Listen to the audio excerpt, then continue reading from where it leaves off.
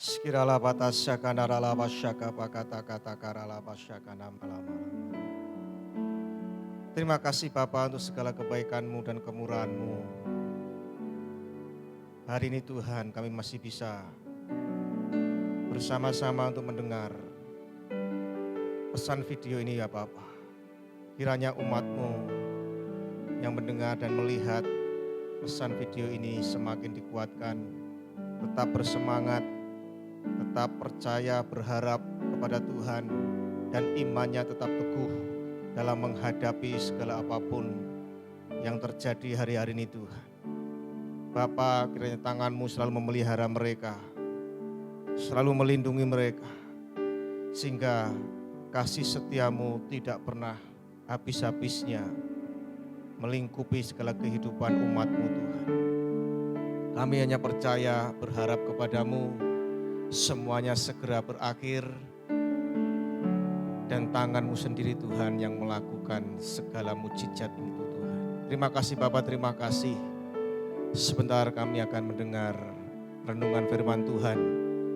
Kiranya firman-Mu ini memberikan kami kekuatan, pemahaman dan pengertian yang lebih dalam lagi untuk mengenal isi hati-Mu Tuhan.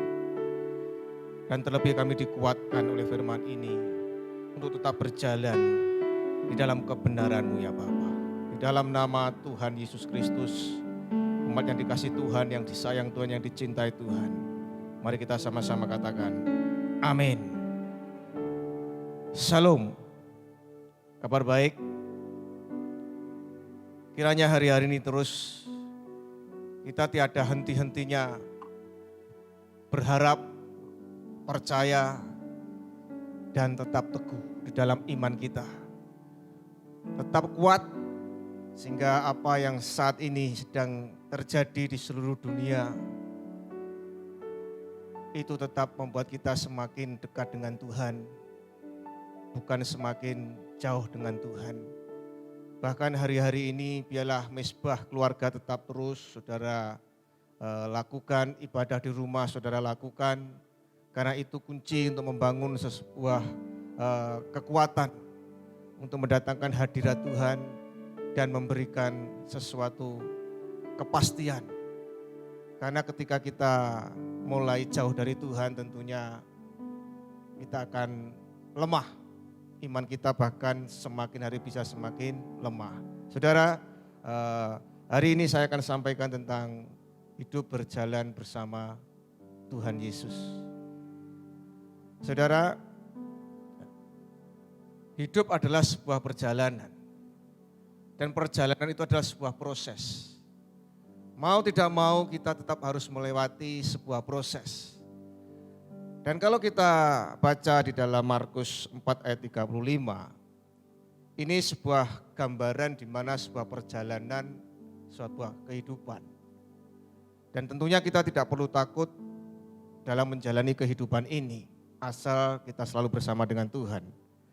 Dalam Markus 4 ayat 35 dikatakan seperti ini, dan pada hari itu ketika menjelang malam, dia berkata kepada mereka, mari kita pergi ke seberang. Dan setelah membiarkan kerumunan orang itu pergi, mereka membawa dia ketika dia berada dalam perahu itu. Dan perahu-perahu kecil itu lainnya pun ada bersamanya. Dan terjadilah badai angin yang dahsyat dan gelombang menghantam pada perahu itu sehingga hampir dipenuhi air. Dan dia sendiri berada di buritan sambil tidur di atas bantal dan mereka membangunkan dia dan berkata kepadanya, Guru, tidakkah engkau peduli bahwa kita binasa? Dan setelah bangun dia menghardik angin itu dan berkata kepada danau itu, diam, tenanglah. Maka angin pun redalah dan terjadilah ketenangan yang luar biasa. Dan dia berkata kepada mereka, mengapa kamu demikian takut? Bagaimana kamu tidak memiliki iman? Dan mereka takut dengan perkataan ketakutan yang besar dan berkata seorang kepada yang lain, siapakah gerangan orang ini sehingga angin dan danau pun itu taat kepadanya. Saudara perhatikan di ayat yang pertama, bahwa dikatakan bahwa mari kita bertolak ke seberang, saudara. Ya. Jadi saudara perhatikan, hidup harus punya tujuan. Yesus mengajak mari kita bertolak ke seberang. Artinya, Yesus mengajar kita untuk tidak hanya puas berhenti di dalam sebuah kehidupan.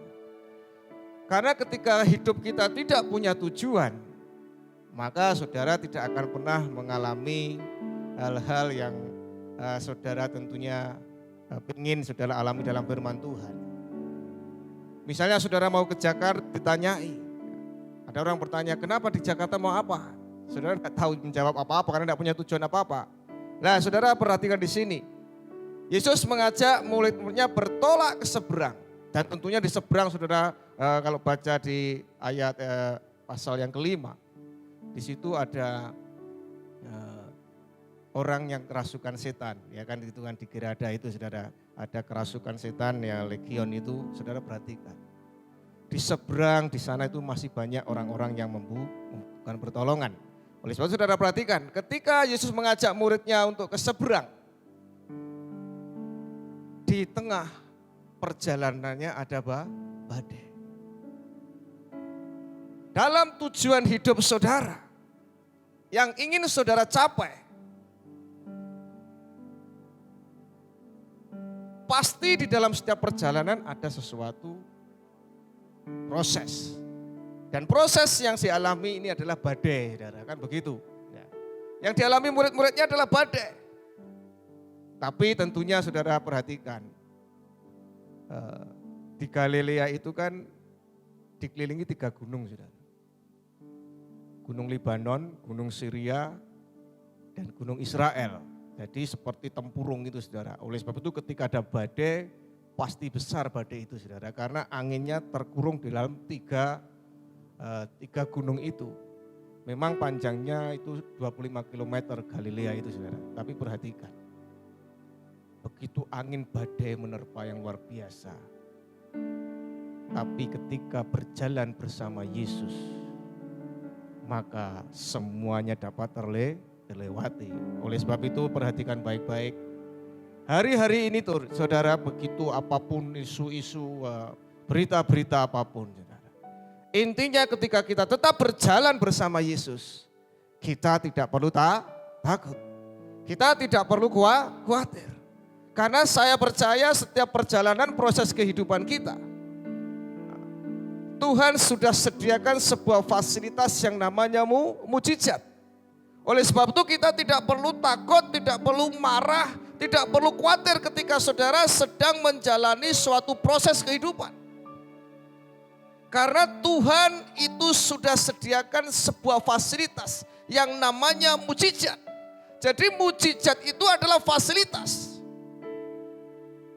Saudara tidak perlu mencari mujizat, saudara. Dia adalah fasilitas yang sudah Tuhan berikan. Ketika badai terjadi, saudara, perhatikan, Tuhan kasih mujizat sehingga badai itu reda. Saudara tangkap ini. Saudara tidak perlu takut dalam berjalan dalam hidup ini. Mungkin saudara menghadapi hari-hari yang sulit hari-hari ini. Mungkin pekerjaan saudara, kesehatan saudara, rumah tangga saudara.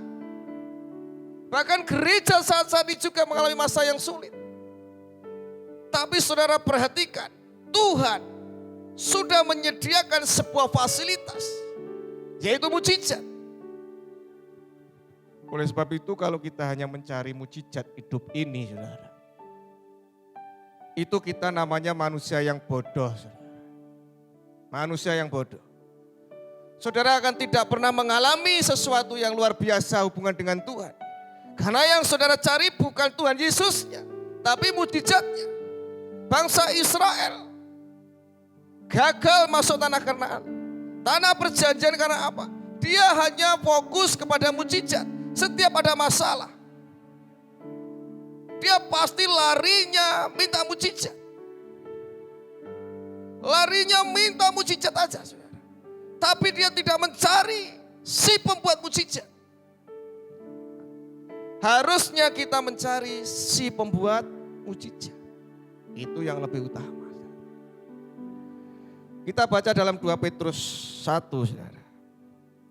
Dalam 2 Petrus 1, ayat 3 dan 4. Saudara perhatikan kenapa saya katakan bahwa mukjizat itu adalah fasilitas yang Tuhan sudah berikan, ya kan? Dalam terjemahan ILT, saudara, saya baca dalam terjemahan ILT itu yang mendekati bahasa aslinya sebagai perbandingan. Ya. Jadi ketika saya menyampaikan firman itu ada 3 perbandingan, yaitu salah satunya ILT ini, saudara. 2 Petrus 1 ayat 3, sebagaimana seluruh kekuatan ilahinya yang telah dilimpahkan kepada kita, yaitu hal-hal untuk kehidupan. Saudara perhatikan baik-baik. Saya ulangi lagi, sebagaimana seluruh kekuatan ilahinya, kekuatan Allah yang telah dilimpahkan, diberikan kepada kita, yaitu hal-hal untuk kehidupan dan kesalehan oleh pengenalan penuh akan Dia yang telah memanggil kita melalui kemuliaan dan kebajikan. Kekuatan ilahi Tuhan berikan kepada kita di dalam sebuah kehidupan.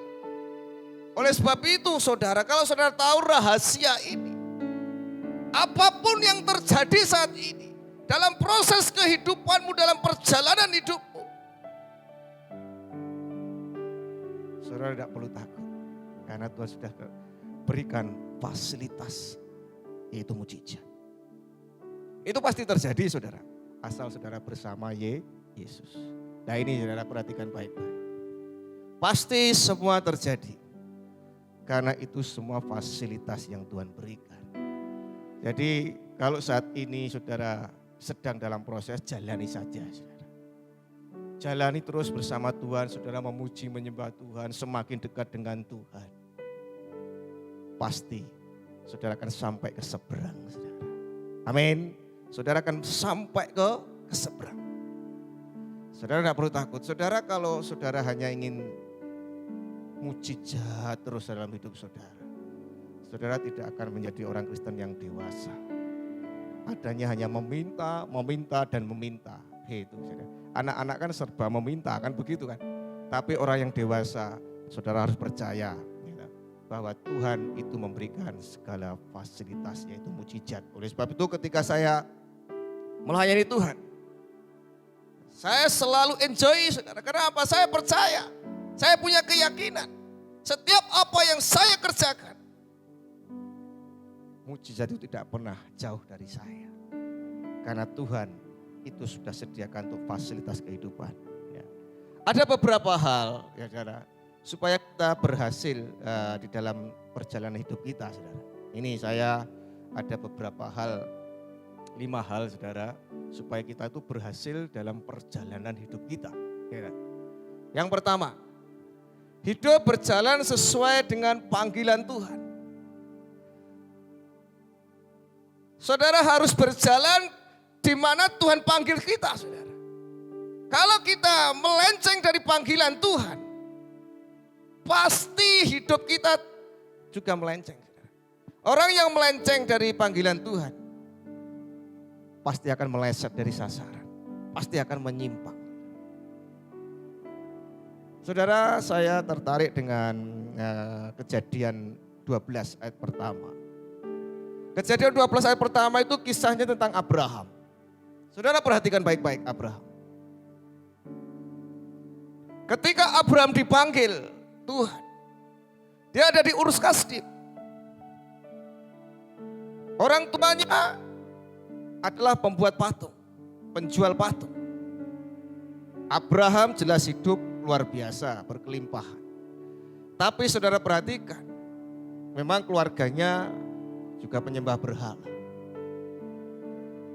Tapi perhatikan ketika Abraham dipanggil oleh Tuhan dan dia meresponi panggilan Tuhan, dia harus keluar dari sana saudaranya dan dijanjikan tanah perjanjian Kanaan.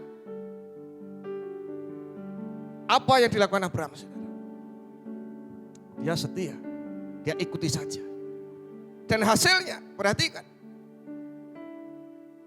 Abraham diberkati luar biasa. Abraham disertai luar biasa. Apakah Abraham dalam perjalanan prosesnya itu mudah? Tidak. Dia juga harus berperang, membebaskan keluarganya Lot. Dia juga harus bergumul dengan kelaparan, Masa-masa yang sulit di padang gurun.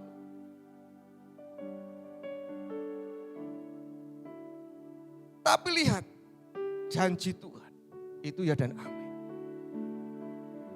Karena dia berjalan dalam panggilan Tuhan. Maka ketika Abraham dalam kesusahan sekalipun, Tuhan selalu hadir. Karena dia di dalam panggilan Tuhan. Saat ini saudara, apa panggilanmu kalau engkau seorang dokter? Kalau engkau memang seorang manajer? Kalau engkau seorang guru? Kalau engkau seorang hamba Tuhan? Saudara responi panggilan Tuhan itu. Tapi ingat, tujuan kita serupa segambar dengan Tuhan. Sekalipun saudara punya berbagai macam profesi saat ini, itu memang Tuhan panggil. Tidak mungkin semua dipanggil jadi hamba Tuhan, tidak mungkin. Saudara punya panggilan masing-masing. Tapi ketika saudara tidak meleset dari panggilan itu, saudara tetap percaya dalam kebenaran Allah, maka panggilan itu akan membuat saudara berhasil. Kenapa orang meleset, kenapa orang gagal? Karena dia kembali lagi, saudara, melenceng dari panggilan Tuhan. Saudara, ada suatu contoh, saudara, ketika Petrus dan kawan-kawan itu saudara baca di rumah dalam Yohanes 21 ayat 1 dan seterusnya sampai 34 itu saudara. Itu kan dikisahkan ketika setelah Yesus salib saudara. Dia bangkit gitu kan saudara. Perhatikan, mereka mulai coba-coba kembali ke profesi semula sebagai nelayan. Padahal Tuhan sudah panggil. Tuhan sudah panggil untuk jadi muridnya. Tentunya untuk meneruskan apa yang sudah Yesus lakukan di dunia. Memberitakan Injil. Menjadikan sebuah bangsa muridnya. Kan begitu. Tapi dia kembali saudara. Ke kehidupan yang lamanya. Profesi yang lamanya. Apa yang didapat saudara? Semalam-malaman. Tidak mendapat apa-apa. Tapi ketika Yesus datang menjumpai mereka, mereka sadar kembali. Nah ini saudara. Jadi segala sesuatu supaya saudara berhasil di dalam perjalanan hidup. Apa yang Tuhan panggil waktu engkau saat ini, itu lakukan dengan benar, lakukan dengan setia. Karena di dalam Ibrani 3 sudah dikatakan ayat 1 sampai 2. Ya. Ibrani 3 ayat 1 sampai 2. Dikata seperti, oleh karena itu hai saudara-saudara yang kudus, yang menjadikan mitra panggilan surgawi. Ya, ini mitranya Allah saudara. Sahabatnya Allah, rekan sekerjanya Allah. Pandanglah Rasul dan imam besar pengakuan kita Kristus Yesus, yang setia kepada Dia yang telah menetapkannya. Saudara perhatikan. Ketika saudara di dalam panggilan Allah, saudara harus setia dengan panggilan itu saudara. Kalau engkau sebagai hamba Tuhan, setia dalam panggilan itu saudara.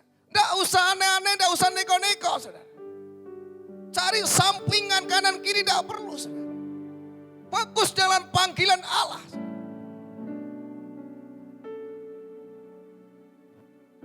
Saudara, sebelum saya dipanggil menjadi hamba Tuhan, saya juga seorang yang profesional, muda, maksudnya punya usaha kan begitu saudara. Tapi saya sadar bahwa itu bukan panggilan saya. Itu bukan panggilan saya. Karena di dalam hati saya selalu berkecamuk saudara. Tentang hal itu. Tapi ketika Tuhan panggil untuk melayani Dia, maka mau tidak mau saudara, saya harus meninggalkan usaha itu saudara. Supaya saya berkenan kepada Tuhan. Dan ketika saya meresponi panggilan itu sampai hari ini, sampai detik ini, Tuhan memelihara hidup saya. Sekalipun waktu saya meninggalkan usaha saya itu begitu berat. Tanah kelahiran saya harus saya tinggalkan. Sebuah kenyamanan dalam hidup saya harus saya tinggalkan.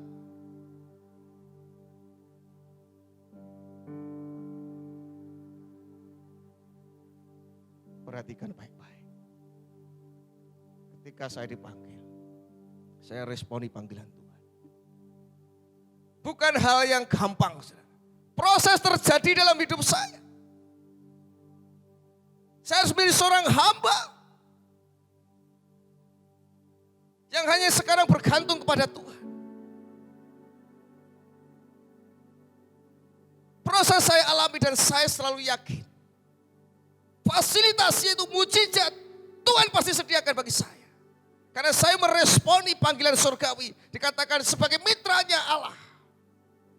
Yang setia kepada Dia yang telah menetapkannya sebagaimana juga Musa dalam keseluruhan bait. Intinya ketika saudara meresponi panggilan Tuhan harus setia. Harus setia. Melakukan itu. Saudara. Jangan pindah-pindah. Saudara. Saudara sering pindah channel, sukanya gitu kan saudara. Saudara sering pindah channel. Channel satu tidak suka, pindah channel kedua, pindah channel ketiga, pindah channel keempat. Orang yang suka berpindah-pindah channel, itu artinya tidak punya tujuan yang jelas. Saudara tidak punya tujuan hidup yang jelas. Ketika Petrus tidak fokus kepada Tuhan, merasakan tiupan angin, maka dia jatuh. Saudara. Ketika saudara tidak fokus dengan panggilan Tuhan, saudara ganti channel, maka hidup saudara akan jalan di tempat. Next, yang kedua, hidup berjalan dalam janji Tuhan. Perhatikan baik-baik. Hidup berjalan dalam janji Tuhan. Berjalan dalam firman Tuhan. Ini yang saya ajarkan pada saudara. Saudara harus hidup berdasarkan firman Tuhan, janji Tuhan. Ada ribuan janji Tuhan di tempat ini. Dan saudara harus percaya, janji Tuhan tidak pernah meleset. Janji Tuhan tidak pernah gagal. Karena Dia yang sudah mengucapkannya. Tidak mungkin ditariknya kembali. Ini yang menjadi pedoman saya, saudara. Ketika Abraham diberi janji Tuhan untuk masuk tanah Kanaan.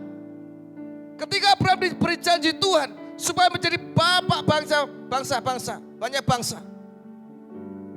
Bahkan keturunannya seperti bintang di langit, pasir di lautan. Tapi prosesnya tidak gampang. Usia 100 baru punya anak. Tapi tetap janji itu digenapi, saudara. Oleh sebab itu di dalam 2 Petrus kembali, saudara. 2 Petrus 1 ayat yang keempat. Dikatakan seperti ini. Yang olehnya Dia telah melimpahkan janji-janji yang sangat besar. Jadi oleh karena Tuhan itu melimpahkan janji-janji yang sangat besar. Sekali-kali aku tidak akan meninggalkan. Sekali-kali aku tidak akan melupakan. Kan jelas. Tapi kenapa saudara takut? Saudara bimbang. Karena saudara hidup tidak berjalan dengan janji Tuhan. Mulai sekarang hari-hari ini berjalanlah dengan janji Tuhan. Amini setiap firman Tuhan. Sebagai tuntunan dalam hidup kita, saudara. Yesaya 48 ayat 17. Saya senang nanti ini tetap tadi ayat 2 itu ya. Kok tiba-tiba saya diingatkan ayat ini, saudara. Yesaya 48 ayat 17.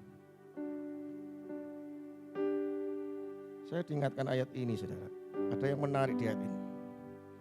Beginilah Tuhan penebusmu yang Maha Kudus Israel berfirman, Akulah Allahmu yang mengajarmu supaya beruntung, yang membuat engkau berjalan di jalan yang akan kau tempuh.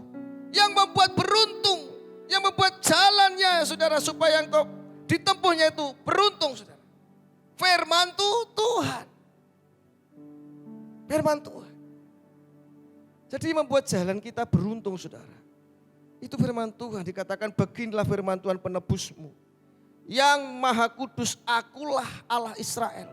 Akulah Tuhan Allahmu yang mengajar engkau tentang apa yang memberi faedah, yang memberi menuntun engkau di jalan yang harus kau tempuh. Luar biasa, saudara. Jadi Tuhan yang menuntun kita. Oleh sebab itu hiduplah berjalan dalam janji Tuhan. Kembali ke 2 Petrus, saudara perhatikan lagi. Di sini ada pokok yang keempat tadi, saudara. Yang olehnya dia telah melimpahkan janji-janji yang sangat besar. Dan dikatakan berharga bagi kita. Supaya melalui hal ini kamu dapat menjadi semitra. Jadi kalau saudara mau menjadi rekan kerjanya Tuhan. Sahabatnya Tuhan.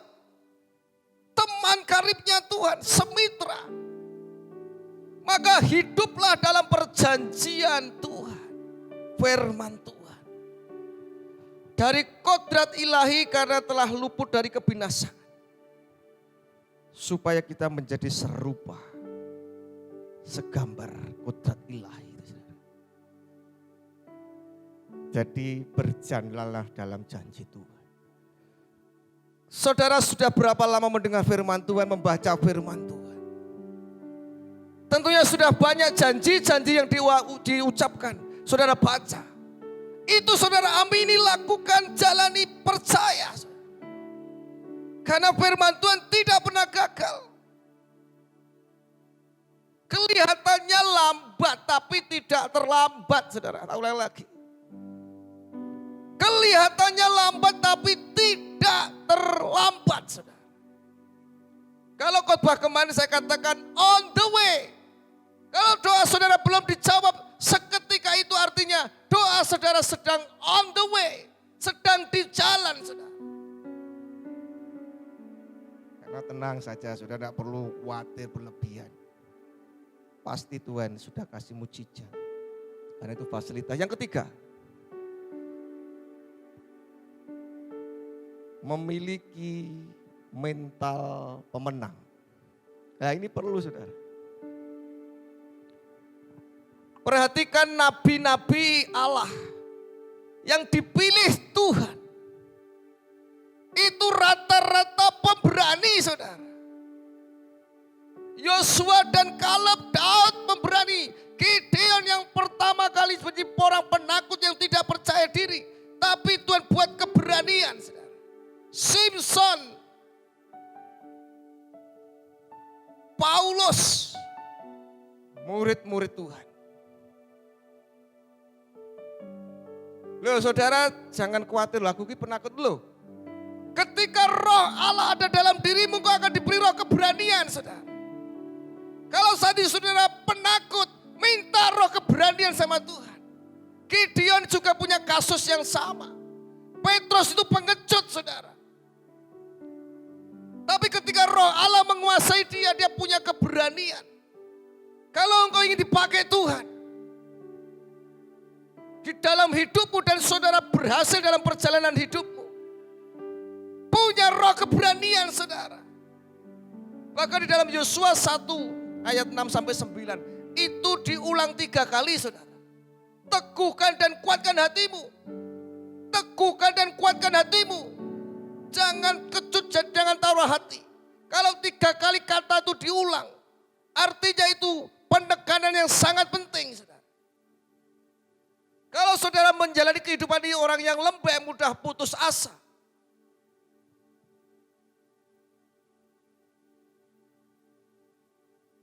Bergantung kepada manusia.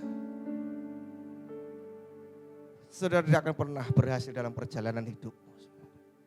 12 pengintaiannya, 2 yang berhasil.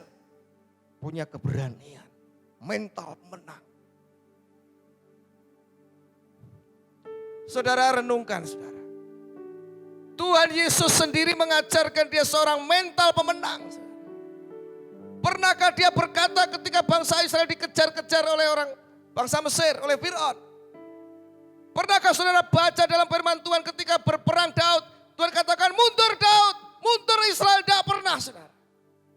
Yesus selalu mengatakan maju, maju saudara, maju saudara. Amin, maju. Dan tentunya ketika saudara maju, saudara percaya mujizat itu pasti ada. Jangan suka mundur, saudara. Jangan suka mundur, saudara. Jangan suka ceklekan hati. Saudara kan pernah maju dipakai Tuhan? Tidak mungkin. Orang yang mutungan tidak mungkin dipakai Tuhan. Tidak mungkin. Tuhan pakai orang yang berani. Dan tentunya saudara perhatikan.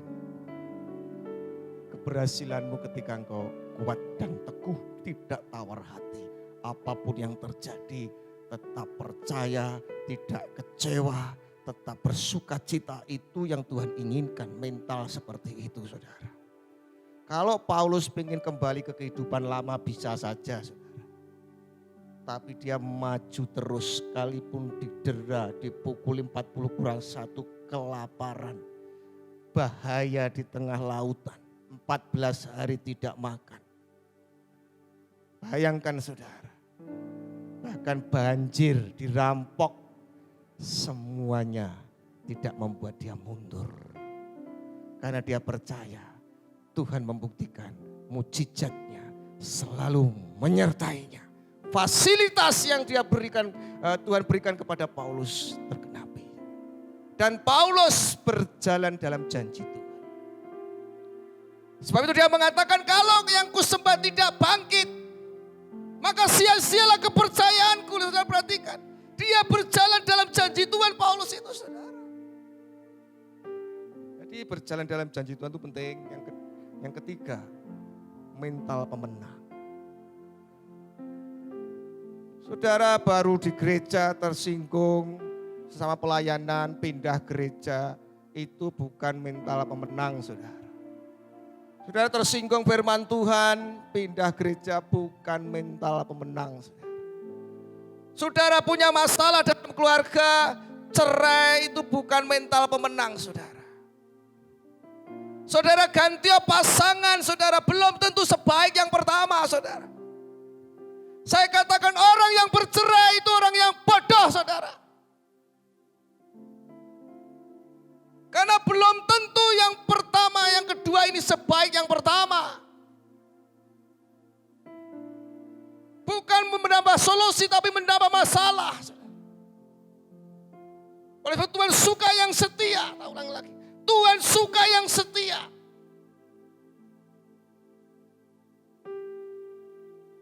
Mental pemenang apapun yang sedang terjadi dalam keluargamu, saudara tetap terus maju, jangan putus asa, selesaikan. Mujizat Allah pasti terjadi saudara. Kalau jalan pintas cerai saudara sudah. Pindah channel saudara. Kalau saudara pindah channel, belum tentu channel yang kedua itu sebaik yang pertama. Saudara tetap akan menghadapi masalah yang sama. Jadi belajar menjadi mental pemenang. Ekonomi seperti ini, sulit seperti ini. Mental pemenang. Jangan hanya mikirkan utang sana, utang sini, utang sana. Itu bukan mental pemenang saudara. Mental peminta-minta saudara. Tuhan bisa memberi mujizat saudara, percaya. Ini saudara. Kalau saudara utang sana utang sini artinya saudara mengandalkan manusia. Mengandalkan kekuatanmu. Saudara sedang putus asa. Saudara tidak percaya Tuhan. Yes. Kok malah berteriak-teriak saya ini. Aduh. Haleluya, semangat saudara. Semangat. Sekalipun pesan musik. Tapi puji Tuhan. Bila roh Allah selalu mengurapi. Next. Yang keempat, saudara. Hidup jangan penuh dengan kepalsuan. Nah ini saudara. Ini yang membuat banyak anak-anak Tuhan gagal. Karena hidup dengan kepalsuan. Yesus pernah mengatakan ini mengulang dari kitab Yesaya mengutip. Bangsa ini memuliakan aku dengan bibirnya. Tapi hatinya jauh daripadaku. Itu artinya hidup yang penuh dengan kepalsuan. Saudara melayani Tuhan. Di mimbar saudara luar biasa. Tapi di rumah tangga saudara hancur saudara. Di pekerjaan saudara hancur saudara. Di pendidikan saudara hancur. Itu penuh kepalsuan.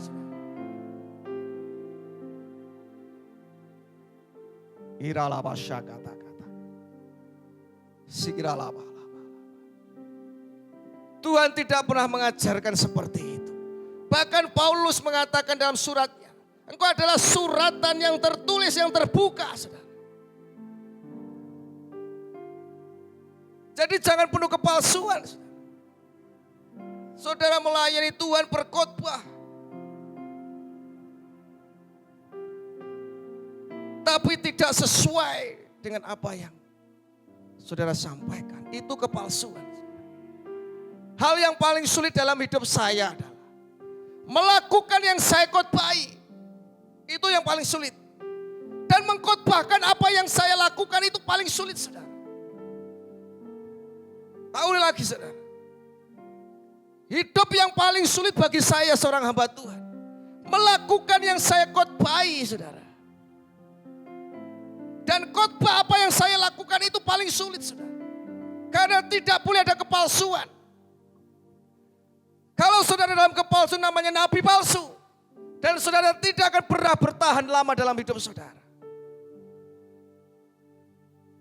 Di gereja saudara bergandengan mesra sekali. Di rumah cakar-cakaran. Kepalsuan kan. Di gereja saudara rohaninya luar biasa. Berdoanya luar biasa. Tapi di dalam pekerjaan saudara perintahkan karyawanmu dengan seenaknya. Saudara potong gaji karyawanmu dengan seenaknya. Saudara tidak punya belas kasihan terhadap karyawanmu.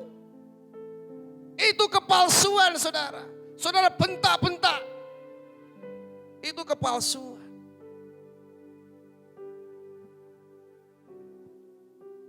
Dalam Yohanes 1 ayat 47, saudara.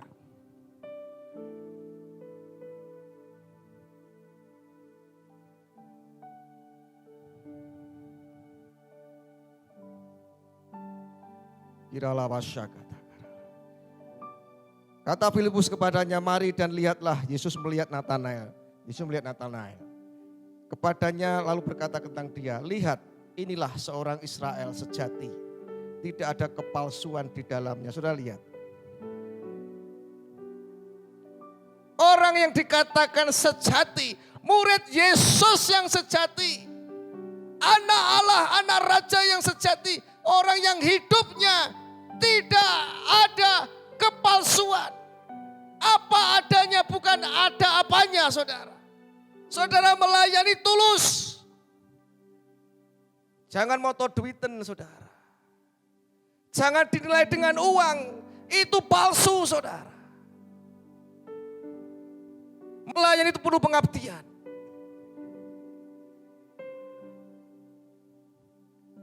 Penuh pengabdian. Jangan dengan kepalsuan. Dikatakan ini Israel sejati. Orang yang sejati di hadapan Tuhan. Itu orang yang hidupnya tanpa kepalsuan. Yes. Barang itu kalau palsu murah, saudara, harganya. Dan banyak didapatkan di pasaran. Bahkan kualitasnya belum tentu sebagus yang asli. Artinya, saudara, ada Kristen asli, ada Kristen palsu. Ada hamba Tuhan asli, ada hamba Tuhan palsu. Saudara. Ada nabi-nabi asli, ada nabi-nabi palsu. Saudara. Ini saudara perhatikan.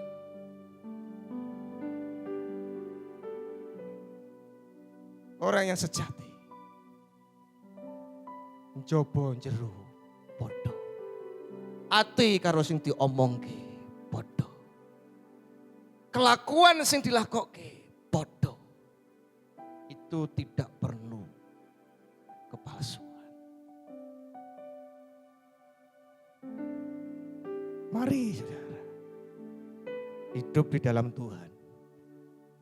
Dikatakan firman Tuhan, jika iya katakan iya, jika tidak katakan tidak. Artinya apa? Tanpa kepalsuan. Apa adanya. Bukan ada apa. Adanya, saudara. Ya, saudara. Yang terakhir. Jangan fokus pada dirimu sendiri. Orang kalau sudah banyak fasilitas kadang lupa. Orang kalau diberkati kadang lupa. Dia fokus kepada dirinya sendiri. Dia tidak memperdulikan yang lain. Saudara, perhatikan isi hatinya Tuhan. Isi hatinya Tuhan adalah jiwa-jiwa. Sesamanya.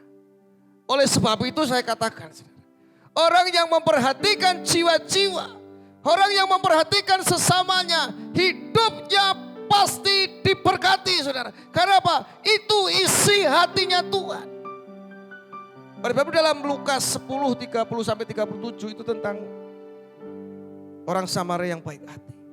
Ada imam, ada Lewi. Tapi mereka semua menghindar ketika ada seseorang yang dirampok. Tapi ketika ada orang Samaria, dia menolong, dia mengeluarkan uang, dia menaikkan di keledainya, dia sendiri yang menuntun. Ini orang yang baik hati, saudara. Dan inilah orang yang perjalanannya akan berhasil, saudara. Karena dia memperdulikan orang lain. Isi hatinya Tuhan adalah jiwa-jiwa. Mari lewat pesan video ini, saudara, perhatikan jiwa-jiwa saat ini, saudara. Yesus mengatakan mari bertolak ke seberang. Di seberang itu bukan ada raja. Di seberang itu bukan ada bangsawan. Di seberang itu bukan ada orang kaya. Di seberang itu ada wong edan, saudara. Ada orang gila. Tapi Yesus bersusah payah datang ke situ untuk memperhatikan orang yang gila itu, saudara. Orang gila saja diperhatikan Tuhan.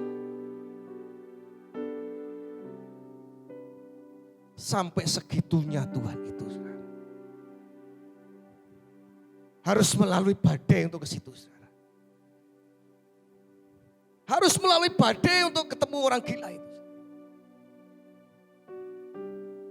Punyakah kita hari ini gereja punya empati, saudara? Untuk hal seperti ini, saudara. Keseberang itu bukan ada mall, tapi ada orang gila, saudara. Dan itu harus melewati badai di tengah-tengahnya. Nyawa taruhannya, saudara. Demi jiwa-jiwa. Sekali lagi, gereja yang perhatikan jiwa-jiwa, jemaat yang memperhatikan jiwa-jiwa, pasti diberkati, saudara. Pasti diberkati karena itu isi hatinya Tuhan. Karena Tuhan sendiri datang ke dunia untuk menyelamatkan jiwa-jiwa. Dia mati untuk menebus jiwa-jiwa. Karena jangan, saudara, fokus pada dirimu sendiri. Fokus pada keluargamu. Lihat di seberang sana. Banyak jiwa-jiwa yang membutuhkan kita. Saya ini terus, saudara, berpikir untuk gereja Lampion ini. Hari-hari ini Tuhan, apa yang harus gereja ini kerjakan. Kemarin saya sempat berpikir untuk memberikan makanan gratis. Tapi pertimbangan untuk mengumpulkan massa yang banyak nanti bermasalah. Aduh, padahal sudah saya siapkan semua. Tenda sudah saya siapkan semuanya. Orang yang masak sudah siap. Tapi dengan pertimbangan-pertimbangan untuk mengumpulkan massa, akhirnya tidak jadi. Ini terus masih dalam pergumulan saya. Untuk membantu lingkungan sekitar gereja ini. Karena kebetulan gereja ini terletak di bantaran sungai. Terletak di pinggiran rel sepur. Hati saya sebetulnya ketika melihat itu, saudara, pengen andil, saudara, untuk kampung di gereja ini, saudara, untuk lingkungan di gereja ini, saudara. Kalau saudara punya ide solusi, bisa hubungi saya. Karena memang ini terbentur oleh peraturan. Supaya tidak mengumpulkan massa. Tentunya dengan cara-cara apa kita harus membantu mereka. Kiralah wasyakatakar. Jadi 5 hal tadi saudara, mari kita renungkan. Yang pertama, kita harus setia dengan panggilan Tuhan. Berjalan dengan panggilan Tuhan. Jangan sering pindah channel. Yang kedua, berjalan dalam janji Tuhan. Firman Tuhan selalu diamini. Yang ketiga, mental pemenang. Hadapi apapun yang terjadi. Ingat, Tuhan tidak pernah memerintahkan mundur setiap peperangan yang dilakukan oleh nabi-nabinya. Maju terus. Yang keempat, hidup penuh. Tidak dipenuhi dengan kepalsuan. Yang kelima, jangan fokus pada dirimu sendiri. Maka perjalananmu dikatakan akan berhasil dan beruntung. Haleluya Yesus, amin. Terima kasih Tuhan. Kami bersyukur malam hari ini Tuhan. Hari ini firman-Mu, pengurapan-Mu hadir di tengah-tengah kami. Sungguh semua karena kebaikan-Mu hari-hari Tuhan. Nyatakanlah kemurahan-Mu bagi jiwa-jiwa saat ini. Hamba-Mu bagi bangsa-bangsa berdoa. Para ilmuwan-ilmuwan saat ini yang bekerja keras untuk membuat vaksinnya, menemukan vaksin. Tenaga medis yang bekerja luar biasa untuk melayani masyarakat. Para pemimpin-pemimpin negara, baik dari presiden, dari gubernur, dari wali kota, dari bupati, dari camat, dari lurah, RT RW. Tuhan, berikan dia kekuatan, kemampuan untuk terus bekerja sama untuk menangani COVID-19 ini Tuhan. Terlebih buat jemaat-Mu saat ini Tuhan, berikan mereka perlindungan. Di saat mereka harus tetap bekerja, Kau berikan imun yang kuat, antibodi yang kuat Tuhan. Ketika mereka harus berhadapan dengan publik, Tuhan yang membungkus mereka dengan pakaian surgawi yang lebih hebat, lebih dahsyat daripada pakaian yang ada di dunia ini Tuhan. Jauhkan mereka dari PHK. Jauhkan mereka Tuhan. Anak-anak-Mu hari ini. Biarlah mereka tetap tercukupi, terpelihara kebutuhannya. Dan mereka tetap sehat. Sehingga ketika tiba waktunya, semuanya berakhir. Kami bisa bersama-sama kembali. Memuji, bersukacita, berkumpul Tuhan. Terima kasih Bapak, terima kasih. Angkatlah kedua belah tangan-Mu, terimalah berkat yang istimewa, berkat yang hebat, berkat yang tidak pernah habis. Tuhan yang menyertai, Tuhan yang memberkati, Tuhan yang melindungi. Terima. Haleluya. Amin, Tuhan Yesus memberkati.